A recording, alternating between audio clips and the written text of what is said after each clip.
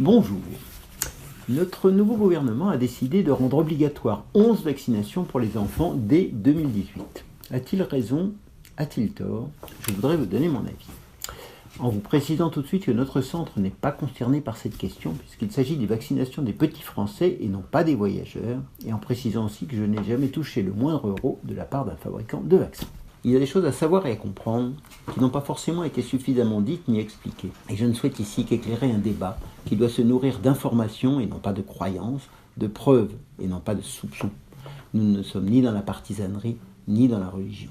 La première affirmation que je peux faire est que lorsqu'on se vaccine, ce n'est pas forcément que pour soi. Si certains vaccins, certes, sont purement égoïstes, d'autres sont purement altruistes à l'opposé. Et enfin, la plupart sont les deux, pour soi-même et pour la collectivité. Je m'explique.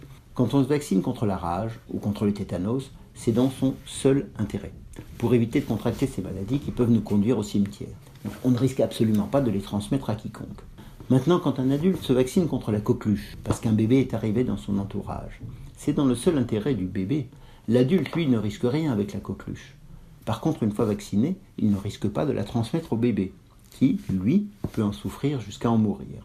Pour la plupart des autres maladies, la vaccination va permettre de se protéger soi-même, tout en faisant barrière à la maladie, puisqu'une fois vacciné, on ne transportera plus le microbe.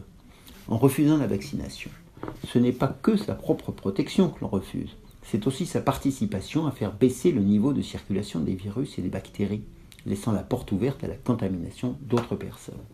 La deuxième chose à dire, c'est que je ne prétends nullement que les vaccins soient sans le moindre risque. Leur injection est souvent suivie de petits maux, comme de la fièvre, de la douleur au point d'injection, des maux de tête. Ceux-ci sont en général bénins et ne durent pas.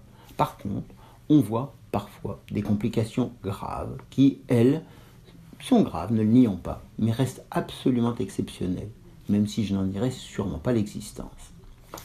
Alors pourquoi se vacciner si on prend le risque d'accidents graves? Eh bien simplement parce qu'on risque beaucoup plus en ne se faisant pas vacciner et que le rapport entre les deux est, lui, incontestable. C'est ce qu'on appelle la balance bénéfice sur risque. Là où en vaccinant, on va sauver 100 000 vies, on prend le risque d'un accident grave. Enfin, on a beaucoup parlé des adjuvants, et notamment de l'aluminium. Pour tout avouer, on manque d'études pour assurer le lien entre les adjuvants et les maux dont on les incrimine. Je ne me prononcerai donc pas sur le sujet. Par contre, je peux vous assurer que sans adjuvants, les vaccins auraient une faible activité.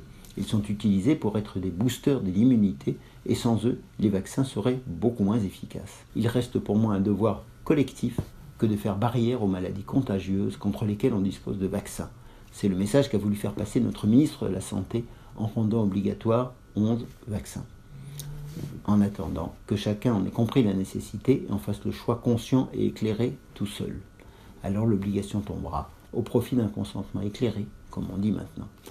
Voilà l'explication, à vous de vous faire votre avis.